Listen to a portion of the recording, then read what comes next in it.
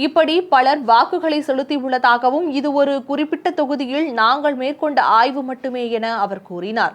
இந்த ஆய்வுகளை நாங்கள் செய்து முடிப்பதற்கு எங்களுக்கு 6 மாதங்கள் ஆகியுள்ளது எனவும் தேர்தல் ஆணையம் மின்னணு தரவுகளை வழங்குமானால் 30 நிமிடங்களில் இந்த ஆய்வை முடித்துவிட முடியும் எனவும் ராகுல் திட்டவட்டமாக தெரிவித்தார். தேர்தல் முடிவுகள் திருடப்படுகின்றன என தனது நீண்டகால சந்தேகத்தை மகாராஷ்டிரா சட்டப்பேரவை தேர்தல் முடிவுகள் உறுதிப்படுத்தியுள்ளதாகவும் வாக்காளர் பட்டியல் குறித்த தரவுகளை இயந்திரத்தின் மூலம் எளிதில் கண்டறிய முடியும் எனவும் அவர் கூறினார். ஆனால் அத்தகைய தரவுகளை தேர்தல் ஆணையம் தருவதில்லை எனவும் இது தேர்தல் ஆணையம் பாஜகவுடன் சேர்ந்து தேர்தலை திருடுகிறது என்பதை எங்களுக்கு உணர்த்தியதாகவும் அவர் புகார் தெரிவித்தார். தேர்தல் செயல்முறையை சீர்குலைக்க ஜனநாயக நிறுவனங்கள் தவறாக பயன்படுத்துவதாகவும் ராகுல் காந்தி கூறினார்.